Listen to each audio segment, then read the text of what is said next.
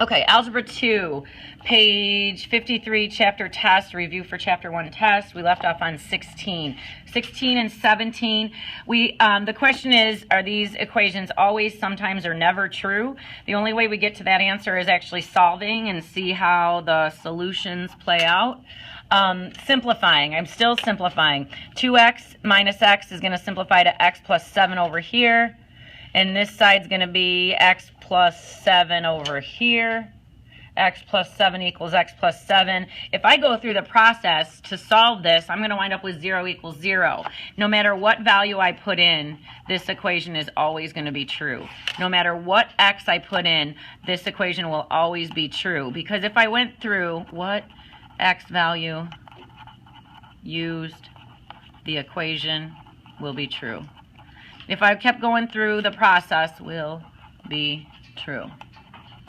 This is, takes Algebra 1 ideas of actually solving. So if I did minus 7, I'd have x equals x. If I did minus x, I'd wind up with 0 equals 0. If you wind up with a true statement like this and your x's go away, you say that the equation is always true.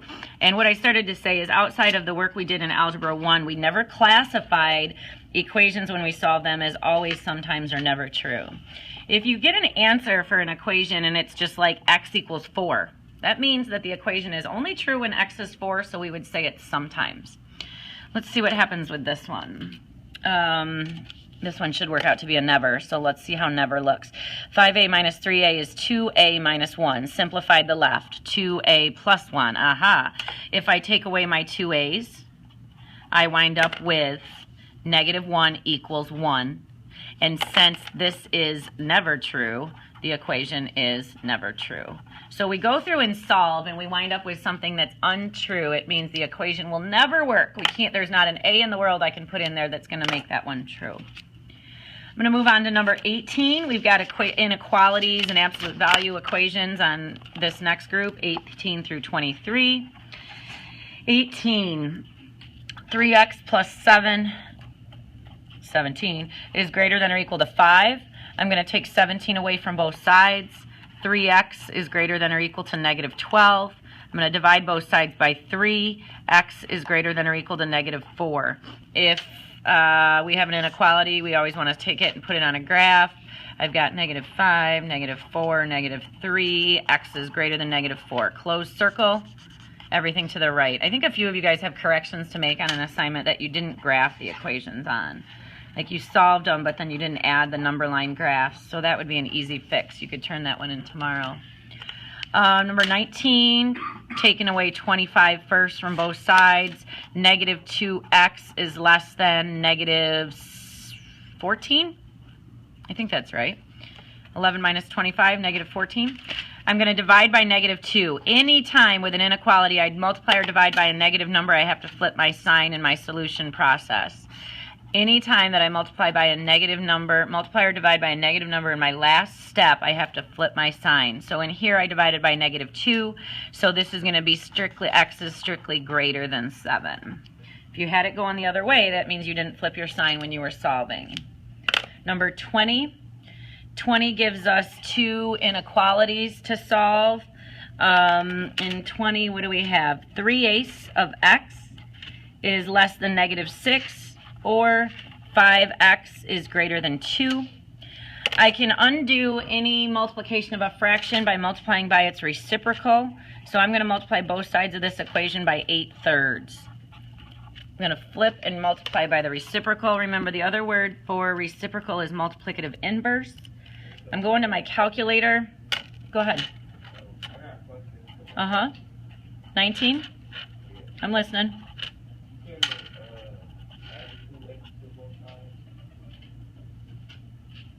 If I would have added 2x to both sides, I just would have been moving the x away. You still should end up in the same place I did.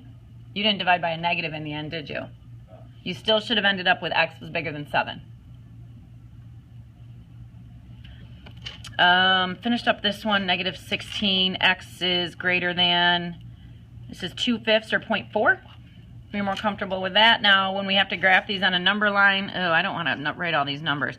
X is less than negative 16. I'm going to put that there. I know that 0.4 is going to be not by that. X is greater than. Open circle on both ends.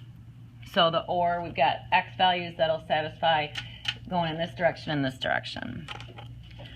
Moving on to 21. 21, bless you. Compound inequalities. 2 is less than 10 minus 4d, which is less than 6. And so with compound inequalities, whatever we do and need to take away from the inside, it has to get taken away from the left and the right side. This is an interesting one because I can see a sign flip coming. So over here on the left, 2 minus 10 is negative 8. Less than, I'm left with negative 4d in here, which is less than negative 4. Now, here's my rule again about dividing by a negative number. You have to flip the signs. In this case, I'm going to get this out of here. That means I got to flip 2 signs. So I got to divide everything by negative 4 and flip those signs around. So this is going to be 2 is greater than d, which is greater than 1. Now, I don't like how that is written at all. Like those signs going to the left, your greater thans. I'm going to reverse.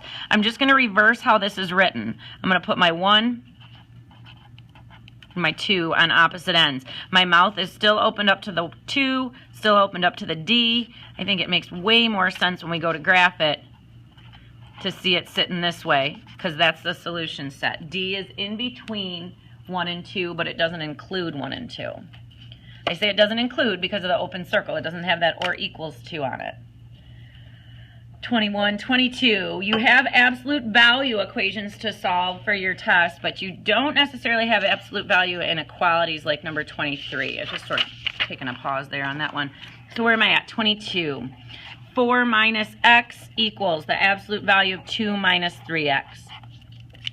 Absolute value equations, I always have my main equation and I break it into 2 parts. 4 minus x equals 2 minus 3x, or 4 minus, the opposite of 4 minus x equals the 2 minus 3x that came out of the absolute value. So I'm going to go through each one to solve. I'm going to add 3 x's. You could start this different ways. You should still get the same answer as me. 4 plus 2x equals 2. Take 4 away. 2x equals negative 2. Divide by 2. Ooh, look at that. X equals negative 1. Or distribute my negative sign. Negative 4 plus x equals 2 minus 3x. How am I going to start this one? I'm going to add 3 x's in here. Negative 4 plus 4x equals 2. I'm going to add 4. 4x equals 6. I'm going to divide by 4. X is equal to 6/4, which is 1.5. Negative 1 and 1.5. And then should we check for extraneous solutions? It didn't ask me to check for extraneous solutions. I think that they both will work. I don't have any notations in my book that they say that they don't. Remember, extraneous solutions are ones that, like, you get to an answer solving, but when you plug them back in, they don't necessarily satisfy your absolute value. That's where we have extraneous solutions. We ran into trouble with some of those with these absolute value symbols. And then last but not least, this absolute value inequality. This is a greater than, flip and separate. I had a note to myself right here. This absolute value inequality, the very first thing, so this is my big daddy that I'm starting with, but I have to get that 3w plus 2, that absolute value piece. I need to get it all by itself. So the first thing I'm going to do is undo some stuff going on around the absolute value. This is greater than 10, and I'm actually going to undo that 5 as well. So then I get to the absolute value of 3w plus 2 is greater than 2. So what I'm going to do in this case, so I've just gone from like my main equation to simplifying it down, and now I'm here, and at this point I'm going to split it off. 3w plus 2 is greater than 2, or 3w plus 2, we flip the sign and take the opposite in these cases, in the greater than cases. And then we solve. Minus 2 minus 2. 3w is greater than 0. So if I divide by 3, w is greater than 0. Minus 2 minus 2. 3w is less than negative 4. If I divide by 3, w is less than negative 1 1/3. And we could put those on a number line, but I'm not worried about it right at this moment. In the writing, number 24, 25, 26. Describe the relationships among sets of numbers, natural numbers, whole numbers, integers, rationals, irrationals, and reals. I'm going to send you for number 24. I want you to look at, in your textbook, the hierarchy that's established. I got a sticky note there. I'm going back into section 1.3, I believe it was. I think it was, nope, it wasn't 1.3. Maybe it was 1.4. Where did we learn about our real numbers and how they all play out? Nope, it must have been 1.2. Properties of real numbers. So you need to be able to create this particular hierarchy. What's the most specific set? Our naturals. These are all real numbers, but what's the most specific to the most general? And the most general actually is going to be reals. But that's what number 20 and that's what number 24 is interested in you being able to talk about. I was back on page, oh, I lost it. What was it? 21. Was it really? Oh my God. And this isn't a video. This is what you do. Number 25, justify each step. Let's take a look at this one together here. Justify each step in number 25. I'm going to zoom in on in my classroom so we can look at this, but in each step of 25, I look at what happens from the left to the right. And from what I see here, that 5 was distributed. So I justify this first step by saying distributive property. And then what went on next is from this line to this line, they regrouped. That would be associative. The grouping was around the 5t and 5, but the grouping got moved to put the t's together. So distributive property, then associative. And then t times 1. Oh boy, which one is that? The identity property, all that they did here was take t and write it as 1t. And the identity property is the one that says 1 times any number is itself. So 1 times t is t. And then what happened here? Oh wow, they undid the distributive property. Added together the 1 and 5 and put the t on the outside. So that's distributive property again. And then all they did to get the 6t was 1 plus 5 is 6. Somebody might even call that combining like terms.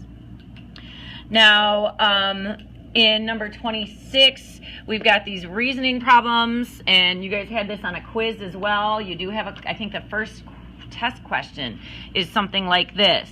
Here's the first figure, and it's got the base of a triangle sitting there, one single triangle sitting on its base. I want you to take a look at this pattern, how really this second figure is 2 triangles sitting on their base. Third figure, 3 triangles sitting on their base, and then the pattern's drawn above it. They asked to describe the 10th figure. In the 10th figure, there would be 10 triangles on the base. 1, 2, 3, 4, 5, 6, 7, 8, 9, 10, and then filling in all the triangles on top. And I wouldn't even have enough room on my sticky notes here.